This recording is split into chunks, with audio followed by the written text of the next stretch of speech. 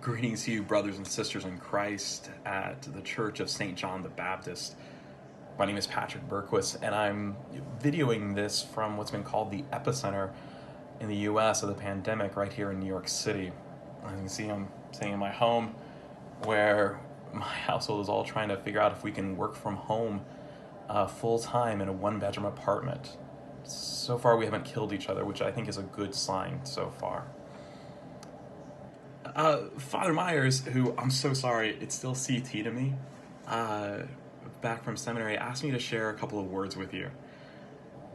My role right now is I'm the director of programs at Episcopal Charities in the Diocese of New York. We support about 100 different outreach programs, from feeding programs to programs working with immigration, social advocacy, after-school programs, all of those things.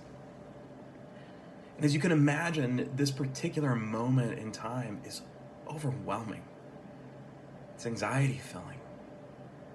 The number of program directors and leaders that I speak to every day when I'm calling just to check in on them, to see how we can support them and help them, the anxiety in their voice, they have turned from themselves and turned out into their world, and they're hurting because their world is hurting. Father Myers asked me to do this. I began thinking about the morning lectionary readings over the last couple of weeks. We've been following the life of Jacob, and I thought, well, there's the 7 years of plenty for the 7 years of famine. That seems to be really appropriate. I thought about the miracle readings that we've been doing on Sundays through the season of Lent. I thought that would be appropriate because God's doing miracles now. But as is so often the case for me, I went to the Gospel of John. I began to think and reflect on St. John the Baptist in the Gospel of John.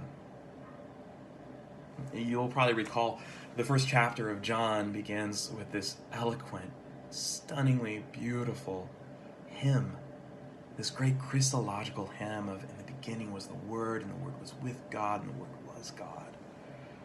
It goes on and on talking about how creation, all that was created through the Word, through Christ. And then there's something interesting that happens. Verse 5 talks about the light shines in the darkness, and the darkness has not overcome it, and that brings such joy. But then verse 6 says something very different. Verse 6 is written in prose. We move from this high, lofty language to a sentence that just says, there was a man sent from God. His name was John. He came as a witness to testify to the light, so that all might believe through him. He himself was not the light, but came to testify to the light. The true light, which enlightens everyone, was coming into the world.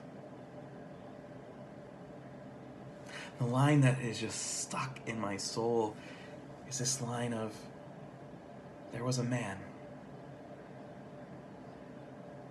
There was a man sent from God whose name was John.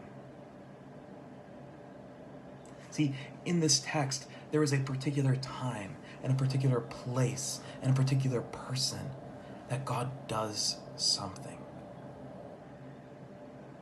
And in this particular moment, there was a man. His name was John. And there was a task. It was to point to the light which was coming. And there was a place. And how I've been reflecting on this over the last couple of days has been this overwhelming sense that this is a particular time. We are in a particular place. And we are given a particular job. The text could just as easily, if it was written today, be said there was a church sent from God into Florida. Its name was St. John the Baptist. The text could easily say any one of our names For me, there was a man sent from God. His name was Patrick. My particular place is here in New York City, and my particular task is to reach out to those who are reaching out, to source them, to support them, to pray for them, to love them, to turn myself towards them. The question I have for you as a congregation who's in a particular time and in a particular place that God has given you a vision. What has God given you to do as a church? You've reached out in ways of justice and social justice and racial justice, working with housing justice, working with people who have food insecurity, all of those things. You have been called to a time and a place. So even though we are enclosed, turn towards that vision. Turn towards that call. Live into that and point people to the light, which is the good gift of God. Please know your heart, you all are in my heart and in my prayers as I pray daily.